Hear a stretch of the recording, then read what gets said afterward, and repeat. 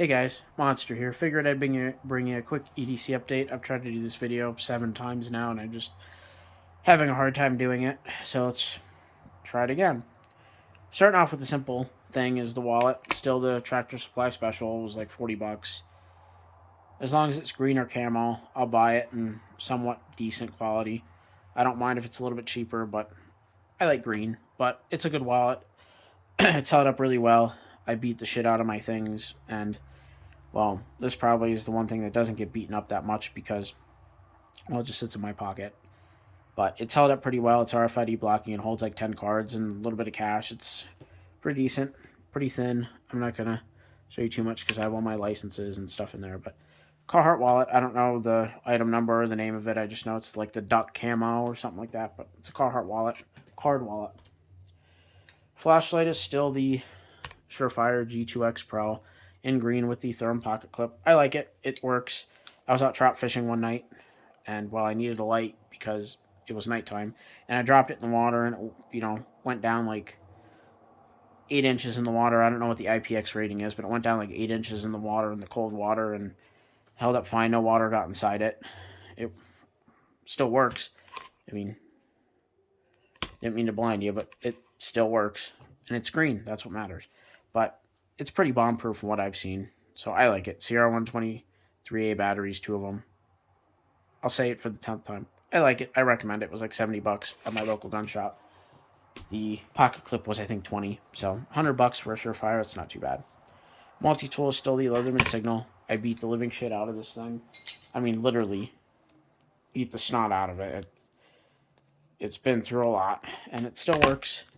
I recently used it to put in a hunting blind, the stakes into the ground with the hammer portion of it. Went out turkey hunting, didn't see anything. Heard gobbles, couldn't get anything to come in, so no turkey this year. But there's always next year, guys. Point is, I used this as a hammer to put the stakes in the ground for the hunting blind. It wasn't the most comfortable thing. My hand kept slipping off and hitting the stakes, and, that's not comfortable. But it did work. In a pinch, it does work. It's worked for me. So, again, in a pinch, if that's all you have, it does work. Pliers are really good. Knife is good. It's all a solid multi-tool, and the color is awesome. I like topography color on it with the green and the little lines on it and everything like that on the blade. It's a good multi-tool. It is. I carry that on my left side of the belt at about 9 o'clock. Behind that, I carry the mag for my firearm. Knives I've been carrying now. I'm still rocking the Lightning OTF and Zombie Green. I like it. It feels like it's going to break every time I use it, though. So I do carry a boot knife, which is the Etsy Azula, which I know that knife is bomb-proof. The only thing I do to it is I, oil up the blade a little bit because I think it's a carbon steel. It rusts. Even with the coating on it, it still gets a little bit of rust on it.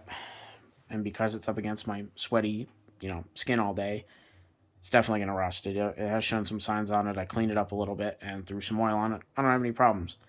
It's a good knife. It's solid. I know if this does ever fail me, and I feel like eventually it will, I have the Azula to back me up, and I like that.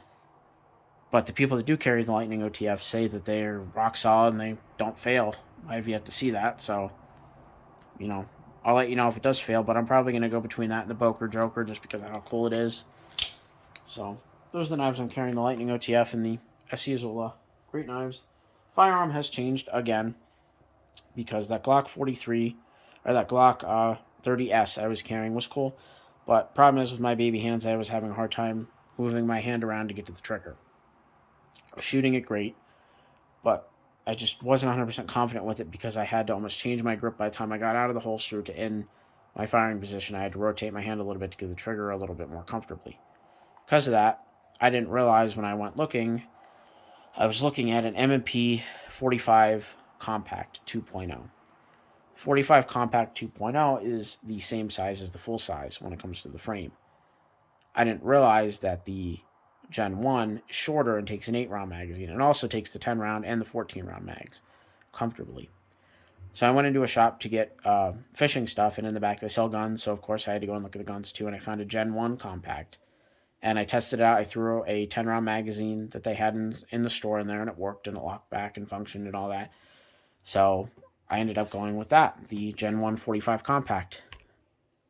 Now, the 10-round mags do stick out a little bit. I do have 4 of them from how many of these guns I've owned in the past, but X-Grip makes a spacer for it. So And this gun is almost identical in size, at least for me looking at it, to a Glock 19 Gen 5. And no, I didn't pull calipers or measuring tape out or anything like that. It, in my eyes, looks and feels just like a Glock 19. It's just 8 rounds of 45. I'm comfortable with that. I know I got rid of the shield because of its capacity, but I'm a little bit more confident with this because I can put the 10 and 14 round mags in it if I need to. I don't have any of the 14 rounders, but I will be getting some. I had one, but it got misplaced. But I do have 3 of the 8 rounders and 4 of the 10 rounders, so I feel pretty well equipped with this firearm. It did come with the safety on it, but I looked a guy up on eBay and he was selling the OEM spacers or the plugs for the safety, and he said they were universal between the 940, 45 compact and full size, and he was right because they obviously fit this firearm. Now I haven't got to carry this yet because I just put the plugs in yesterday and I haven't gone anywhere today. So I will be carrying this gun from now on. I shoot it very well. I have shot it quite extensively. Just putting it on my belt and in the holster and carrying it around the house and stuff, at least, it carries very comfortably, just like a Glock 19, but it's in 45. And that's a very specific niche market, a firearm that not a lot of people look for Glock 19 size firearms chambered in 45. But that's what I wanted, and I found it. I feel like this is the perfect to that, unless you want to go with the Glock 30S, which is another very comfortable gun. It's just a lot chunkier than this. Now, yes, you are getting the extra 2 rounds in the 10-round mags, but I can put the 10-round mags in this, and I will put a 10-round mag in it. I'm unloading the gun, but I'm putting in another loaded magazine, and it is still chambered. That is the 45 compact with the 10-round magazine in it. And like I said, X-Grip, if I said it, I've made this video 7 times. If I haven't said it, X-Grip makes a spacer to go in between this gap. And the 14-round mag, the spacer that already comes on that for the full size, ends right here, and that spacer for this magazine works. It's just on the back because it tapers down a little bit. Doesn't quite fill it in the back, but it still puts a spacer between it, the exact dimensions. So other than that, guys, that's it. Like I said, I've tried to do this video like 5 or 6 times. I'm exhausted. The allergies are just killing me. But that's pretty much it. I think I've covered everything. That's the new firearm. Oh, I had recently said that me and my wife are having a baby, and we had recently done the gender reveal. I don't know if I've mentioned the gender of the baby or not. If I haven't, I'm not going to spoil it. I might have, I don't remember, but if I haven't, I'm not going to spoil it. What I would like to do is post the gender reveal video we took, which I'm going to put it as a YouTube short. I think it's like 30 seconds. You are going to hear mine and my wife's name. I'm just going to let you know my first name is Brandon. Her first name is Kira. So you're going to hear our first names in it because my mother-in-law is the one saying, you know. And it's kind of funny because my wife screwed up the video a little bit, and she ended up cursing in the video that we posted on Facebook and everywhere else for everybody else to see. So it's kind of a funny video. But I ended up shooting a spray paint can of the color of the baby, and I turned the spray paint can, took the lid off so you couldn't see the color until it was shot. And it was actually pretty cool the way it exploded. I shot it with her grandfather's, my wife's grandfather's rifle that was passed down to her, that was kind of given to me because I'm more into guns than she is.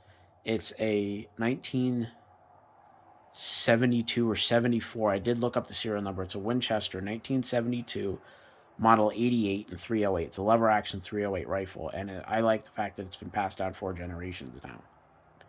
And that's what I ended up shooting the spray paint can with. And I didn't say that in the video, but I figured I'd mention that here because we all like firearms here. At least on my channel we should. And if not, you're in the wrong place. So anyways, guys, I'm going to get off of here. I apologize for the ranting. At least you didn't have to sit here and deal with 8 times trying to sit here and deal with all this bullshit of making a video. Oh, cool thing about this, the TLR-7A does fit on there, and it does fit in the Glock 19 holster as long as it has the TLR-7A on it. I thought that was pretty cool. Anyways, I'm going to let you guys go. As you know, stay bladed, stay pewed, and most importantly, just stay free, guys.